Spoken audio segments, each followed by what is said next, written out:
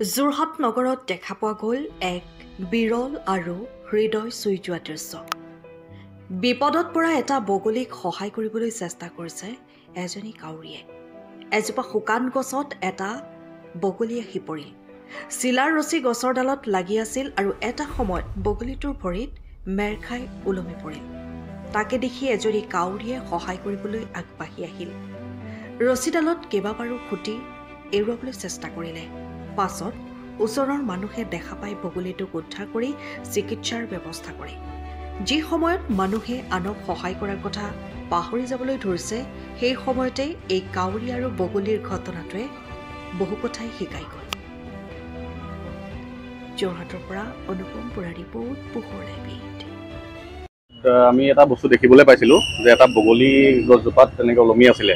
তাৰ লগতে অলপ দেৰি পিছত দেখিলোঁ যে এটা ধোঁৱা কাউৰী আহি পেলাই বগলীটোক যেনেকৈ বচাবলৈ চেষ্টা কৰিলে, সেই বস্তুটো আজি আমি দেখি পেলাই খুবেই ভাল লাগিলে। বগলীটো ওলমি আছিলে, কিন্তু তাৰ আমি আচলতে মোৰ অফিচটো ওপৰতে হয়, তাৰ পৰা আমি তললৈ দেখি আছিলোঁ।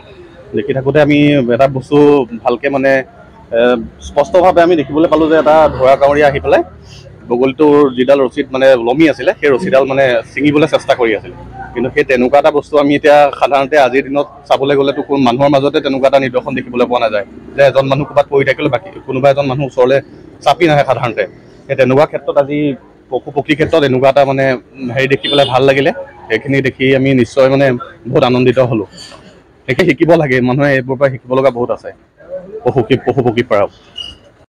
এই শুকান গছৰ একেবাৰে ওপৰত এটা বগলী আহি পেলাই চিলা উৰোৱা ৰছীত য'ত ত'ত খাই ওলমি আছে। পাখিত লাগিলে, ভৰিত লাগিলে, সম্পূৰ্ণ সি ওলমি আছে আৰু সি চেষ্টা কৰি আছে বাচিবলৈ, কিন্তু তাৰ তেনেকুৱা কোনো সুবিধা নাছিলে। আৰু তাতে আমি দেখিলোঁ যে এটা ধোঁৰা কাউৰীয়ে সি ফচি থকা যিটো লাগি আছিলে ডালটো, সেই ডালটোত খুটিয়াই আছে ডালটো ভাঙিবৰ কাৰণে চেষ্টা কৰি আছে, কিন্তু সি পৰা নাই। আৰু কেইবাটাও কাউৰী আহিছে, বগলী আহিছে। এইটো এটা খুব ভাল নিদৰ্শন আমি তেওঁলোকৰ পৰা দেখি পালোঁ। এটা পক্ষী বিপদত পৰিলে কেনেকৈ উদ্ধাৰ কৰিবলৈ তেওঁলোকে চেষ্টা কৰিছে, আৰু আমিও সেইমতে তাক খবৰ দিলোঁ। আৰু ওচৰৰ বেপাৰীসকল যিসকল ইয়াত বহে, তেওঁলোকেও সকলোৱে আপ্ৰাণ চেষ্টা কৰি দলিয়াই ডালটো ভাঙি দিয়াৰ আমি চিন্তা কৰিলোঁ। আৰু সেইমতে মোৰ সহকৰ্মী এজনে দলি মাৰি ডালটো ভাঙি দিলে। আৰু ডালটো ভাঙাৰ পিছত সি তললৈ নামি আহিলে। নমাৰ পিছত সম্পূৰ্ণ তাক ৰছীখিনি এৰুৱাই মেলি আমি পৰিচৰ্যা কৰিলোঁ, হালধি চালধি লগাই পেলাই তাক এৰি দিয়া হ'ল।